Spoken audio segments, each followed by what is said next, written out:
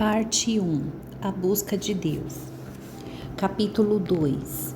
Um coração firme na palavra de Deus. Em Jeremias 17:8 diz: porque ele é como a árvore plantada junto às águas, que estende as suas raízes para o ribeiro. A Bíblia fala de tempo de plantar. Leia Eclesiastes 3:2.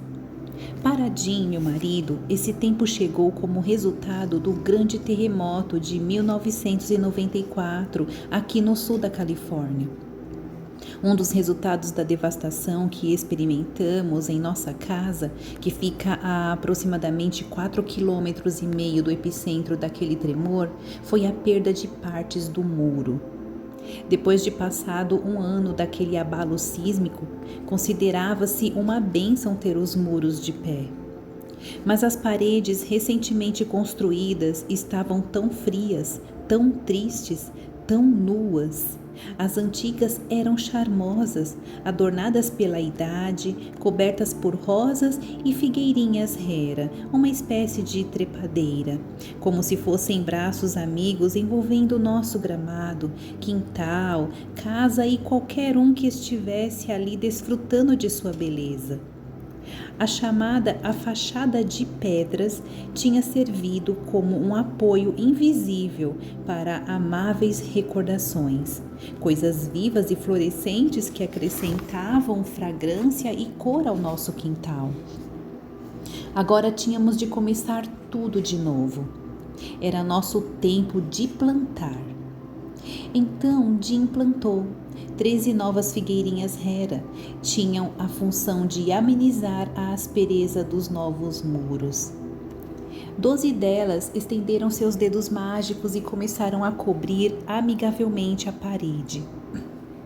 Uma das plantas, porém, foi murchando lentamente, encolheu, secou e finalmente morreu. Numa sexta-feira à tarde, voltando do trabalho, Jim escolheu uma planta para substituir aquela. Trocou de roupa, pegou uma pá e curvou-se sobre a figueira morta, totalmente preparado para cavar o chão e plantar uma nova muda. Mas, para sua grande surpresa, não foi necessário usar a pá.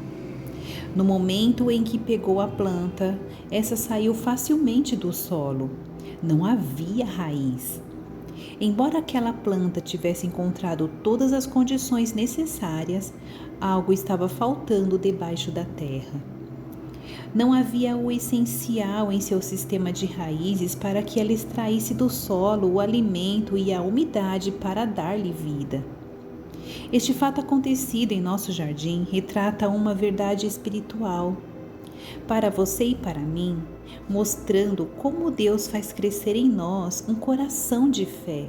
Devemos nos empenhar em criar um sistema de raízes. As raízes fazem toda a diferença na saúde de uma planta. Olhando uma planta, qualquer pessoa pode perceber se ela possui ou não um bom sistema de raízes. A planta floresce ou não, cresce ou morre, progride ou seca. A saúde de ambos, uma planta num jardim ou um coração dedicado a Deus, reflete o seu estado interior, como eles vão ou não vão, embaixo na terra ou no íntimo de sua vida. Extraindo vida da palavra de Deus. Se Deus vai ocupar o primeiro lugar em nosso coração, e se Ele vai ser a suprema prioridade de nossa vida, precisamos desenvolver um sistema de raízes profundamente apoiado nele. Como uma planta com suas raízes escondidas no subsolo, você e eu, diante dos outros e a sós com Deus, recebemos dele tudo aquilo de que precisamos para viver a vida abundante que Ele prometeu aos seus filhos. Veja João 10:10. Precisamos viver nossa vida perto de Deus, realmente enraizadas nele. Ao buscarmos uma profunda vida em Cristo, devemos considerar alguns fatos sobre raízes. As raízes não são vistas. Como em uma figueirinha rera, ou na maioria das plantas, nossas raízes espirituais são subterrâneas, invisíveis aos outros. Estou falando da sua vida íntima, sua vida oculta, a vida secreta que você desfruta com Deus, longe dos olhos dos outros. Um iceberg ilustra a importância do que está oculto. Quando Jim e eu estávamos ensinando no Alasca, um pescador saiu com meu marido em seu barco. Jeff não apenas mostrou a Jim o espetáculo das águias, das focas e das baleias, mas também levou cuidadosamente seu barco a circundar um iceberg. Ele explicou a Jim que apenas 1/7 do iceberg é visível sobre a superfície do mar e que qualquer pescador bem informado sabe que não se pode chegar muito perto de um iceberg porque, submersos na água, estendem-se os outros 6/7 de gelo. O que estava visível aos olhos, apenas uma fração da enorme massa de gelo, era o bastante para gerar medo, temor, pavor e respeito em qualquer marinheiro. Esse é o nosso desejo, meu e seu, para a nossa vida. Queremos que a parte visível de nossa vida, aquilo que outras pessoas podem ver, as leve ao mesmo tipo de temor e maravilha que temos dentro de nós. Queremos que a força vista por outras pessoas em nós seja o resultado de nosso relacionamento íntimo com Deus. Se com fé nutrirmos o que está escondido sob a superfície de nossa vida, as pessoas se maravilharão com o que virem de Deus em nós. É fácil, porém, você e eu deixarmos de lado o nosso ideal de vida cristã. É fácil pensar que o que tem valor em nossa vida cristã é o tempo utilizado diante de pessoas e mais pessoas. Parece que estamos sempre com pessoas, os companheiros de trabalho, os colegas de escola, os do internato, os companheiros dos estudos bíblicos, as pessoas com as quais moramos, as que conosco participam do discipulado ou dos grupos de amigos. A verdade é que quanto mais do seu tempo diário, de sua vida, você passar a sós, silenciosamente com Deus, em reflexão, em oração, em estudo, em programação e em preparação, maior será a eficiência, o impacto, o poder da parte de sua vida vista pelos outros. Como ouvi um líder cristão dizer, você não pode estar o tempo todo com pessoas e exercer um ministério voltado para elas. O impacto causado pelo seu ministério está na proporção direta do tempo que você passa longe das pessoas e junto de Deus. Nossa eficácia para com o Senhor requer uma decisão sábia em relação ao uso do nosso tempo. Tenho em minha Bíblia uma citação que ajuda a tomar decisões que dilatam o tempo empregado por mim no desenvolvimento de minha vida subterrânea.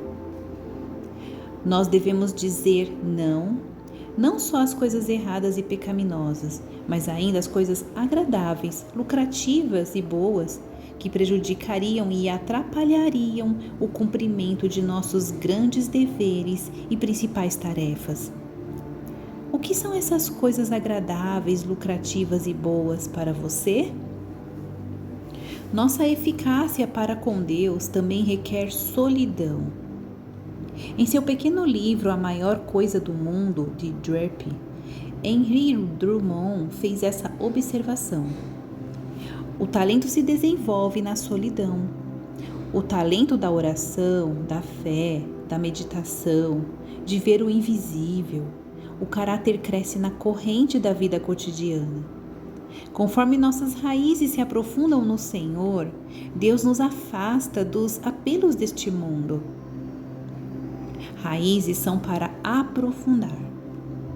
O que acontece quando você e eu reservamos um tempo para estar com Deus em estudo e oração?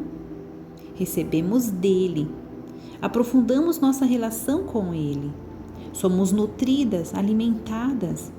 Asseguramos nossa saúde espiritual e crescimento. Quando passamos tempo com Cristo, Ele nos dá força e nos incentiva na busca dos seus próprios caminhos.